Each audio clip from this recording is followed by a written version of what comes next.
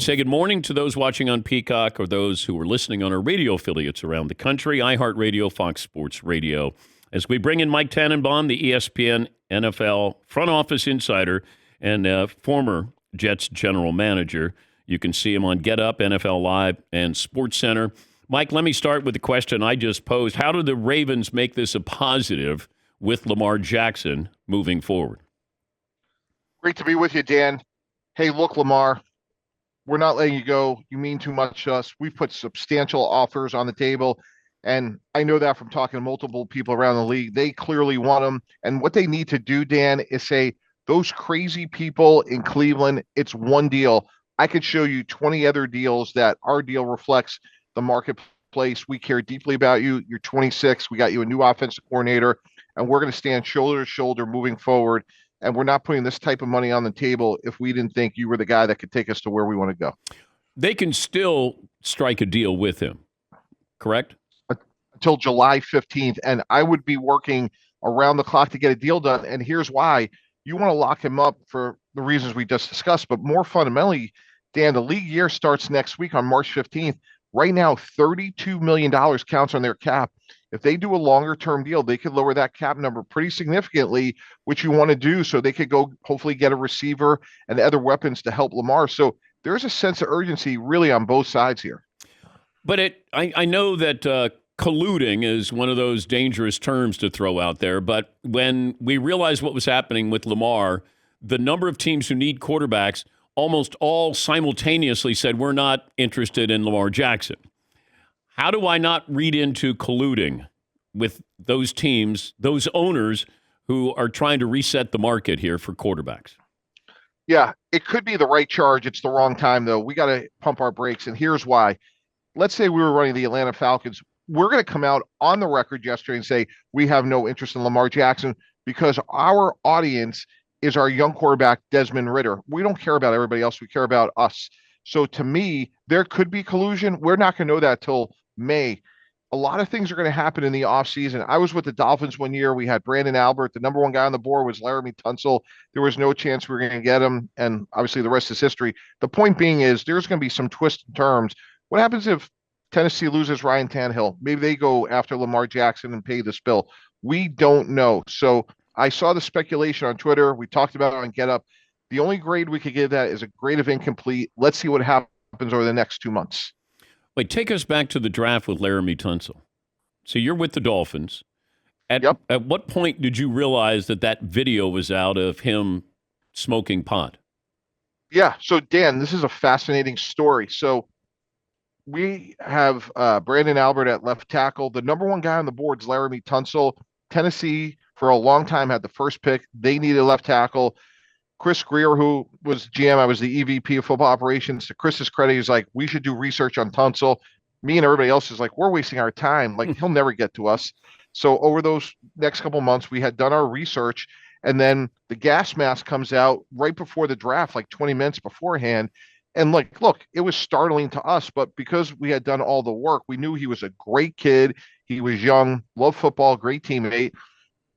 And Dan, even as the draft started, we're like, there's no way he's going to get to 13. He was number one on our board. And we thought, ironically, Baltimore would take him. They took Ronnie Stanley. Then it got down to the Saints. We're like, Sean Payton will take him. And they obviously didn't. And here we are with the 13th pick in the draft. We get the best player on the board. And that's why, like, we got to pump the brakes on this collusion because we don't know what's going to happen. I promise you, Dan, if you and I are speaking in a week, in a month, something is going to knock our socks off. Maybe Derrick Henry gets traded. Maybe Trey Lance gets traded. Who knows what's going to happen? But the point is, we don't know just because a couple teams came out yesterday to say that we have collusion. He's Mike Tannenbaum, ESPN NFL front office insider. All right. The Giants' decisions with Daniel Jones and Saquon Barkley. How would you grade those decisions? Yeah, I would give it a D- for Daniel Jones in terms of they made a massive mistake a year ago. For $22 million, they could have put the fifth-year option on, paying dearly. And let's put context on that, Dan. They're paying him $40 million a year. They have so many holes. Let's take a good young corner, Jamel Dean. At $18 million, they could go get a really good young corner that this team desperately needs. So they overpaid because we just all came back from the combine, Dan, there's very few answers, if at all, in this year's draft. There's a lot more questions. They couldn't let Daniel Jones go, so they stretched to pay him. Now, that's the bad news. The good news is they were able to tag Saquon Barkley, and it's amazing for all this discussion around the league about running backs aren't worth it. Three of them got tagged, and Josh Jacobs, Tony Pollard, and Barkley. Derrick Henry's on the market. What kind of market do you think there is for Derrick Henry?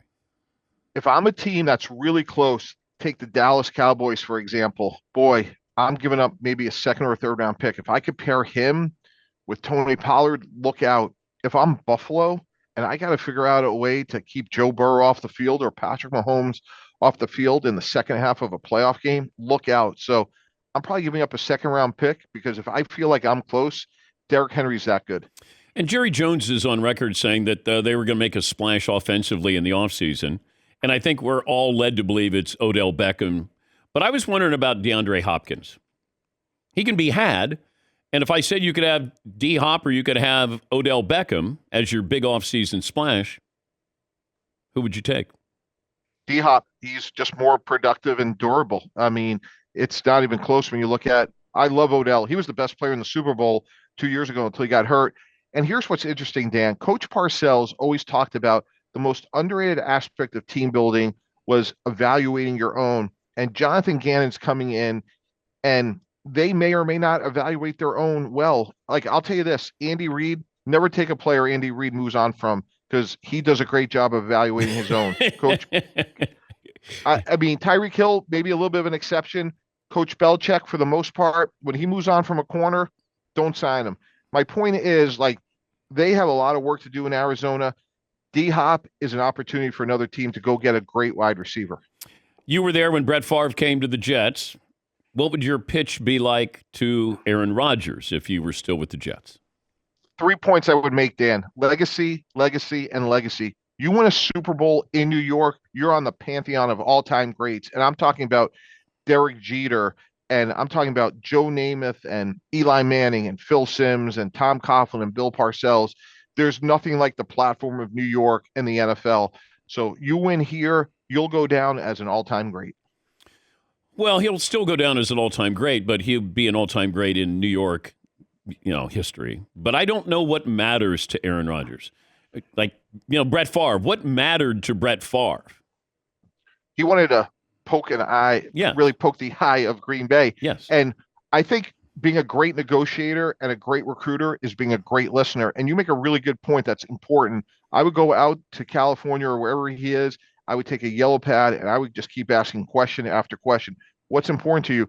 Hey, maybe you want to go meet Jamie Dimon, the CEO of JP Morgan. Maybe you want to go to the United Nations. Like, whatever you want to do, we can do in New York. And going back to Favre, he wanted to hunt and fish. So, Dan, I told him, I'm like, Brett, if you come to the Jets, I'm going to find your ass is if every Tuesday you're not hunting and fishing. And we took Google satellite imaging of a farm that was 15 minutes from the facility. I'm like, here's where your ass is going to be every Tuesday. You can't be in the building. So that is part of you coming to the Jet. And those were ways that we were slowly able to make progress because let's face it, Dan, like you're a Northeast guy as well. But if you're Aaron Rodgers that grew up in California and being Green Bay, or you're Brett Favre from Mississippi, the perception of New York could be pretty startling. Yeah, Rodgers is wired differently and than Favre. And, Favre, I could see where he wants to show the Packers, hey, I can still play. I don't know if Aaron Rodgers wants to stick it to the Packers. Does he? I do. I think when he came out on that podcast a week ago, and he still was like emoting about, well, they traded up for Jordan Love, and then I went out and I won the MVP. Like, hey, Aaron, you're an all-time great. Like, Jordan Love was 4,000 transactions ago. When you run an NFL team, you have hundreds of transactions every year. So who cares? Like, this is about you. This is not about Brian Gutekunst trading up for Jordan Love. So I actually think part of it is proving he can win.